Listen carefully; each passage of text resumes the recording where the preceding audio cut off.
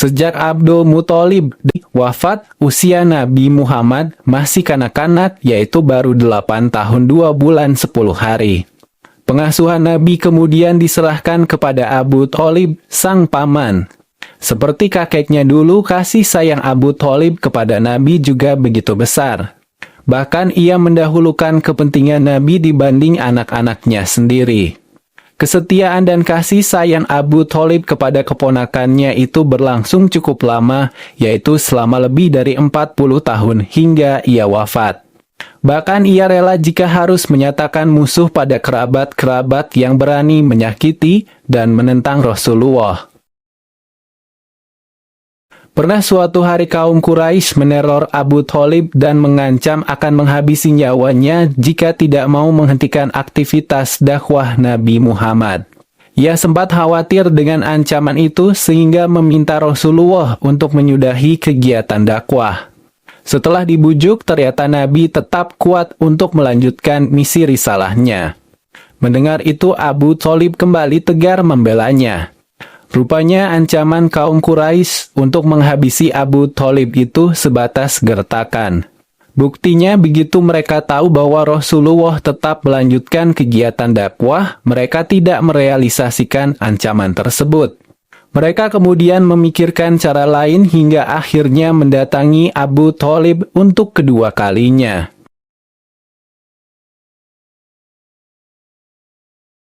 Kedatangan mereka kali ini dengan membawa Ammarah bin Walid bin Mughirah, seorang pemuda Quraisy yang paling tampan.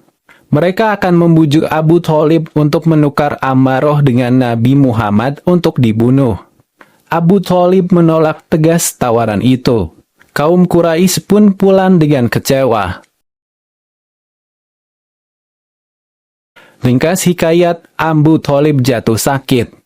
Kian hari semakin parah yang hingga tinggal menunggu saat-saat kematiannya. Akhirnya ia pun berpamit untuk selamanya pada bulan Rajab tahun ke-10 dari kenabian. Pendapat lain mengatakan bahwa ia wafat pada bulan Ramadan selang 3 bulan setelah wafatnya Siti Khadijah. Mengenai status keimanan Abu Thalib sendiri, ulama berbeda pendapat. Ada yang berpendapat Abu Thalib wafat dalam keadaan tidak beriman karena sampai detik terakhir kewafatan tidak mengucapkan kalimat syahadat. Dari pemaparan di atas, Abu Thalib tetap berpegang pada agama Abdul Muthalib. Argumen ini juga dilandasi beberapa hadits Nabi.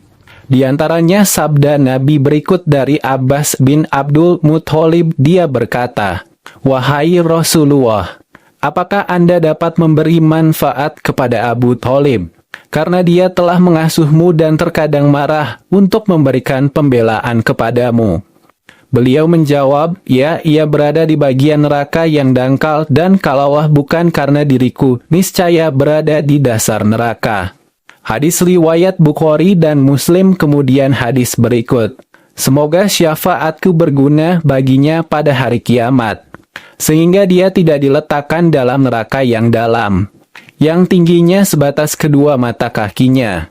Namun itu pun menjadikan ubun-ubun kepalanya mendidih." Hadis riwayat Bukhari dan Muslim. Selain itu juga hadits yang mengatakan Abu Thalib masuk neraka dengan mendapat siksa neraka paling ringan.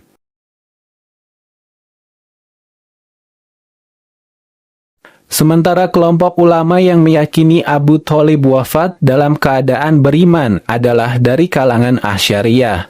Bahkan seorang mufti Makkah, Syekh Ahmad bin Zaini Dahlan, menulis kitab khusus yang membantah tuduhan Abu Thalib wafat dalam keadaan kafir. Kitab tersebut berjudul Asnal Mathalib F. Najati Abi Thalib. Dalam paparannya, Syekh Ahmad banyak menggunakan argumen Syekh Al-Barzanji, seorang mufti bermadzhab Syafi'i di Madinah. Syekh Al-Barzanji mengaku bahwa kualitas ketiga hadits di atas sahih. Memang jika dipahami sekilas, hadits-hadits tersebut menyatakan bahwa Abu Thalib wafat dalam keadaan tidak beriman. Tetapi jika dipahami lebih teliti, maka akan menemukan makna sebaliknya, yaitu Abu Thalib wafat dalam keadaan beriman.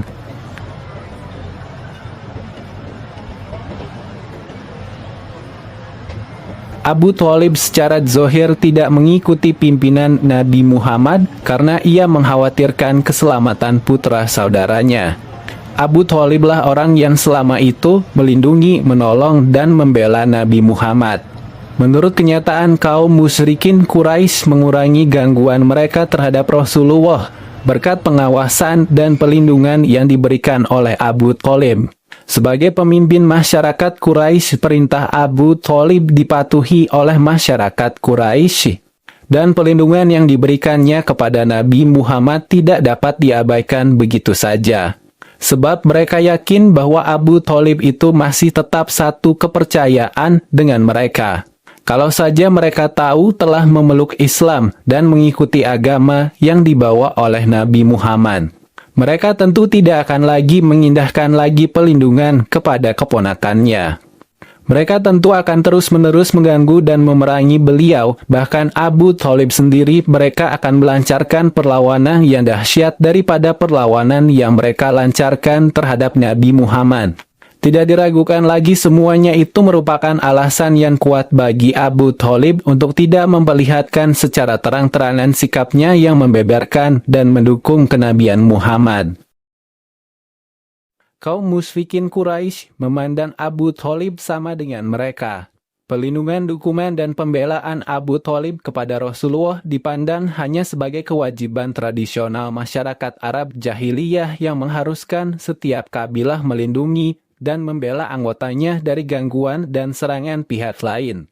Menurut Al-Barsanji, keengganan Abu Thalib mengucapkan kalimat syahadat pada detik-detik kewafatannya karena khawatir akan keselamatan Nabi Muhammad. Mengingat pada saat itu ada Abu Jahal dan Abdullah bin Abu Umayyah Al-Makhzumi, dua tokoh kafir Quraisy yang cukup berpengaruh. Hanya saja, lanjut Al-Barsanji, ada kemungkinan Abu Thalib mengucapkan kalimat syahadat. Sebab saat Abu Thalib menjelang wafat, seorang sahabat Nabi bernama Abbas melihat Abu Thalib menggerak-gerakkan mulutnya mengucapkan kalimat syahadat. Kesaksian Abbas ini kemudian dikabarkan kepada Nabi. Berikutnya Al-Barsanji juga mengomentari bahwa dalam beberapa hadits, Abu Thalib dijelaskan memperoleh syafaat Nabi. Hal ini jelas ia wafat dalam keadaan beriman. Sebab syafaat hanya bisa diperoleh orang mukmin. Selain itu, Al-Barsanji juga menegaskan bahwa hadits yang menjelaskan bahwa Abu Thalib mendapat siksa neraka paling ringan bukan karena kemusyrikannya, tapi sebatas dosa maksiat. Sebab jika statusnya kafir, tidak mungkin ia mendapat siksa paling ringan karena levelnya akan membawahi siksa seorang mukmin yang bermaksiat. Secara teori, seharusnya siksa orang kafir lebih berat dibanding seorang mukmin ahli maksiat. Al-Barsanji berkesimpulan pihak yang mengatakan Abu Thalib wafat dalam keadaan tidak beriman hanya berdasar interpretasi literal dari hadits-hadits Nabi. Tapi sejatinya, jika ditelaah lebih dalam, justru akan dipahami sebaliknya.